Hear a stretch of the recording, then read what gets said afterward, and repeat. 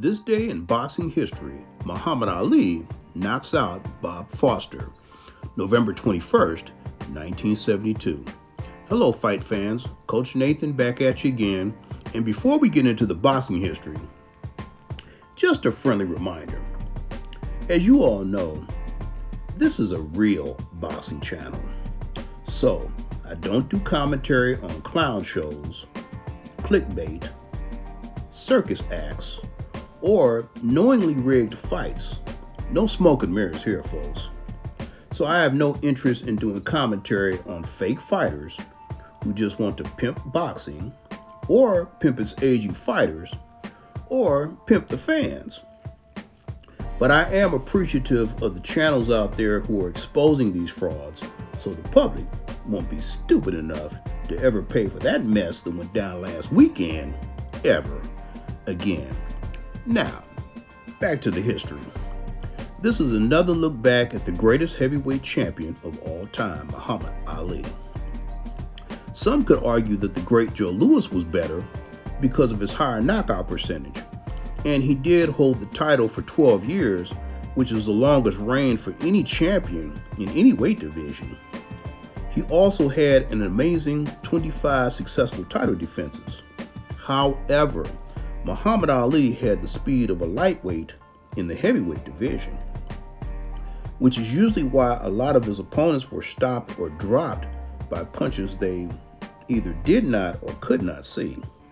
He had 2 to 3 inches of height and reach on Louis, and he rarely got hit in his prime. That's also why one of the favorite quips from one of his cornermen, and that's Drew Bundini Brown, was, and I quote, "No one could whoop Muhammad Ali but Cassius Clay," unquote. Now that was obviously referring to his prime years, which were actually up to the time of his exile for refusing the draft in 1967. And in this fight, with world light heavyweight champion and knockout artist Bob Foster, it was post-exile Ali, who was on the comeback trail after his 15-round decision loss to smoking Joe Frazier. As a matter of fact, it was his 9th match after the Frazier loss.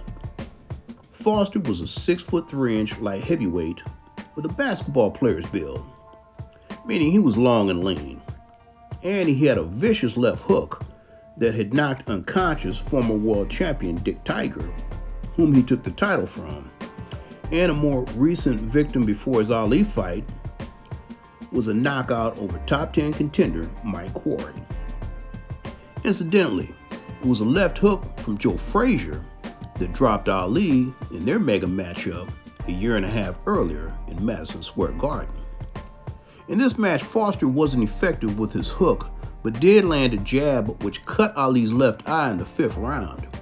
This caused Muhammad to click into beast mode and unleash a barrage of right hands and left hooks, dropping Foster 7 times within the next 3 rounds, with the fight mercifully ending in round 8. Although Bob Foster was one of the many lightweight champions to challenge heavyweights and fail, he's been rated as the 3rd greatest 175-pounder of all time by Ring Magazine.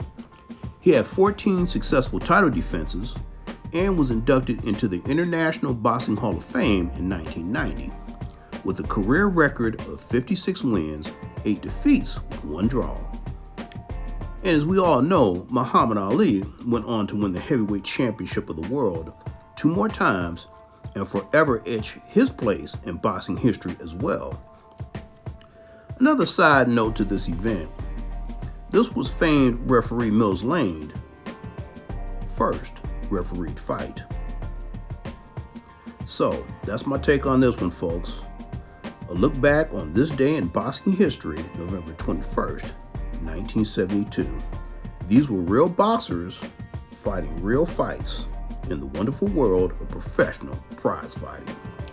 But don't forget, for elite boxing instruction, elite boxing analysis, and elite boxing philosophy, click that like and notification button, share and subscribe to NS Champ 7 Part Boxing Series at nschamp7.com. And as always, I'll be seeing you the next main event.